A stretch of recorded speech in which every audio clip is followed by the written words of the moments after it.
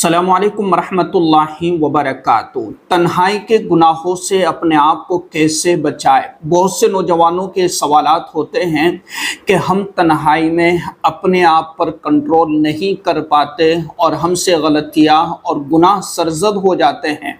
आखिर इससे बचने का क्या तरीक़ा है कि हम अपनी इन गलतियों से और इन गुनाहों से अपने आप को बचा सकें, जबकि हम इबादत भी करते हैं, नमाज भी पढ़ते हैं और दीनी कामों में लगने के बावजूद हमसे तन्हाई में गुनाह सरजद हो जाते हैं। तो इससे बचने का क्या तरीक़ा है और गुनाहों के क्या नुकसानात हैं, और इसी तरीके से हम तौबा कर लेते हैं और फिर दोबारा से हमसे यही गलतियां सरजद हो जाती है, तो फिर इसका क्या इलाज है। इन सारी चीज़ों को आज इंशाअल्लाह समझ लेने की कोशिश करेंगे।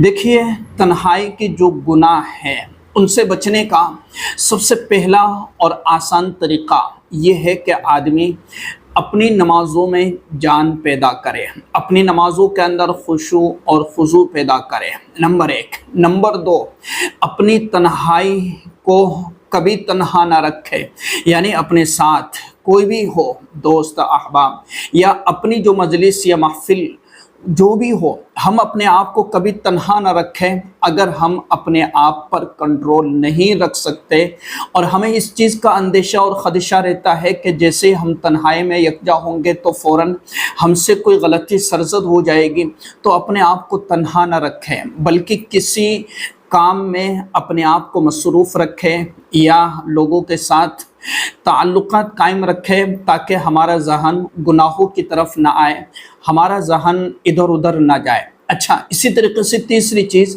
कि अपने ख़यालात को पाक रखें। देखो, जब हमारी नज़रें गलत जगह पर पड़ेगी तो फिर हमारा दिल गलत चीज़ों की वजह से गलत ख़यालात आएंगे और यही गलत ख़यालात इंसान को उभारते हैं गलत अमल करने पर। तो अपने ज़हन को, अपने दिमाग को, अपने दिल को ख़यालात से पाक रखें और अपने दिल को जब भी कोई ख़याल या गुनाह का ख़याल दिल में आए तो फ़ौरन अल्लाह से तौबा करें या इस्तिग़फ़ार की तस्बीह पढ़ लें। एक तरीक़ा ये भी है कि बंदा इस्तिग़फ़ार पढ़ ले, तो जब ख़यालात नहीं आएंगे तो इंशाअल्लाह गुनाह भी सरजद नहीं होगा। और ये है कि अल्लाह तबारक व तआला के ज़िक्र में मसरूफ़ रहे वक्तन फ़वक्तन। और इसी तरीके से अपने आप को समझने की कोशिश करें कि अल्लाह तबारक व तआला ने मुझे जो है नेक अमाल के लिए चुना है, तो फिर मैं गुनाह क्यों करूं, ख़ताएँ क्यों करूं। अच्छा, जब हम तौबा कर लेते हैं अल्लाह से कि अल्लाह मैं इस गुनाह की तरफ नहीं आऊँगा और ये गलती मुझसे अब नहीं होगी, मुझे माफ़ कर दीजिए, और उसके बावजूद हम अपने आप पर कंट्रोल नहीं कर पाए और हमसे गलती हो जाए, फिर अल्लाह से तौबा कर ले। देखो, अल्लाह तबारक व तआला को वो बंदा बड़ा पसंदीदा है कि जिससे गलती हो जाए और फ़ौरन तौबा कर ले। एक तो वो बंदा होता है कि जो गुनाह करता रहता है और वो गुनाह करने में आज़ाद हो जाता है और उसके दिल में अल्लाह का खौफ तक नहीं आता, वो तो फिर उसका तो मामला ही बिल्कुल अलग है और मामला बिल्कुल गड़बड़ा चुका है। और ऐसे लोगों को फ़ौरन फ़िक्रमंद हो जाना चाहिए अपने ईमान के ताल्लुक़ से कि कहीं मेरा ईमान तो ख़त्म नहीं हो गया, कहीं मेरा ईमान तो कमज़ोर नहीं हो गया। हाँ, वो शख्स के जिसके दिल में ये फ़िक्र है कि हाँ मुझसे गुनाह हुआ है और मुझे अपने इस गुनाह पर शर्मिंदगी है और मुझे अल्लाह का खौफ है, लेकिन फिर भी वो अपने आप पर कंट्रोल नहीं कर पाता है और उससे गलती हो जाती है और फ़ौरन तौबा कर लेता है, तो अल्लाह तबारक व तआला को ऐसा बंदा बड़ा पसंदीदा है। तो जैसे ही हमसे एक तो है गुनाह करना और एक है गुनाह हो जाना। इरादा करके कोई गुनाह हमने नहीं करना है, इस पर बड़ी पकड़ है, बल्कि हम अपने आप पर कंट्रोल नहीं कर पाए और हमसे गलतियां हो गई है तो फ़ौरन अल्लाह की तरफ रुजू करें और अल्लाह से तौबा करें।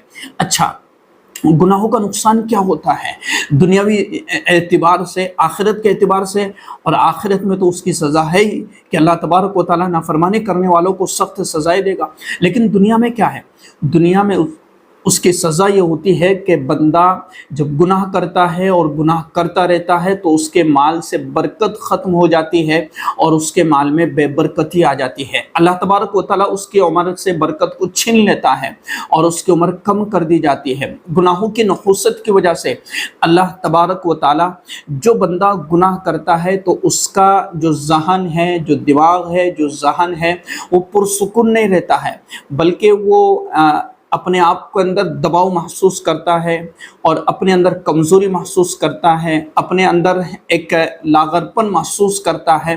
تو یہ کمزوریاں انسان خود اپنے اندر محسوس کرتا ہے جو کسی گناہ میں مسلسل مبتلا رہتا ہے۔ تو یہ ہے دنیا کے اندر انسان پر گناہوں کی نحوست، اس کے چہرے سے نورانیت چھین لی جاتی ہے، چہرے کی رونق ختم ہو جاتی ہے، اور اسی طریقے سے اللہ تبارک و تعالیٰ اس کے دل سے ایمان کو کمزور کر دیتا ہے اور اسے نہ نماز کی توفیق ملتی ہے، نہ اس کو ہدایت کی توفیق ملتی ہے، نہ اسے عبادت میں، نہ تلاوت میں اسے لذت آتی ہے، نہ اسے مزہ آتا ہے، نہ لطف آتا ہے۔ تو بندہ جب گناہ کرتا ہے اور گناہوں پر اڑا رہتا ہے تو اسے کسی طرح سے عبادت کے تعلق سے کوئی انٹرسٹ اور کوئی تعلق یا کوئی دلچسپی اسے نہیں رہتی ہے۔ تو میرا عزیزو، ہمیں اپنے تنہائی کے گناہوں سے بچنے کی کوشش کرنا چاہیے، اور چھوٹے چھوٹے فارمولے میں نے آپ کو بتائے، ان پر عمل کریں۔ اچھا، موبائل کے استعمال سے ہم اپنے آپ کو بچائیں، ہم ایسے غیر اخلاقی مواد سے بچنے کی کوشش کریں جس کا اثر ہماری نفسیات پر پڑے یا ہماری صحت پر پڑے یا ہماری تندرستی پر پڑے۔ ایسے غیر اخلاقی مواد کو اپنے سامنے جو ہے نہ دیکھیں جن سے ہماری صحت پر اثر پڑتا ہے یا جس سے ہماری صحت متاثر ہوتی ہے۔ ایسے تمام چیزوں سے اپنے آپ کو بچائے رکھنے کی کوشش کریں۔ ایسی ویب سائٹس یا ایسے ایپس، ان تمام کو جو ہے ریموو کر دیا جائے، ڈیلیٹ کر دیا جائے، یا اس طرح کا اپنے آپ کو موبائل کا عادی نہ بنائیں کہ جس کی وجہ سے ہماری صحت پر اثر پڑے۔ ہاں، اتنا استعمال کیا جائے جتنی ہماری ضرورت اور جتنا ہمارے کام نکل جائے، بس اس سے آگے نہیں۔ اگر اس سے آگے جائیں گے تو ہمیں اس کے بہت سارے نقصانات ہوں گے جو ہماری زندگیوں کو اور ہماری زندگی کی خوشیوں کو اور جو ہماری زندگی کے تعلقات کو بالکل ختم کر کے رکھ دے گا۔ تو یہ بھی ایک بہت بڑا فتنہ ہے، اور اس فتنے سے ہمیں اپنے آپ کو بچانے کی کوشش کرنا چاہیے۔ تو یقیناً یہ باتیں آپ کو سمجھ میں آ گئی ہوگی۔ ہاں، موبائل کا استعمال ہم اگر ہے تو اس طرح سے استعمال کریں جو ہماری ضروریات ہے اور ہمارا اس سے کام نکل جائے، بس اس حد تک اسے رکھیں۔ باقی غیر اخلاقی چیزوں سے اپنے آپ کو بچانے کی کوشش کریں۔ انشاءاللہ آپ جب ان چیزوں پر عمل کریں گے تو آپ کو بہت کچھ سیکھنے کو اور بہت کچھ یہ آپ کو سمجھنے کو ملے گا کہ ہاں، مجھے اب پہلے سے بہتر لگ رہا ہے اپنی زندگی میں، اپنی لائف میں، اور میں اپنے سارے گناہوں کو چھوڑ چکا ہوں۔ تو ان چیزوں پر عمل کرنے کی کوشش کیجیے گا۔ السلام علیکم ورحمۃ اللہ وبرکاتہ۔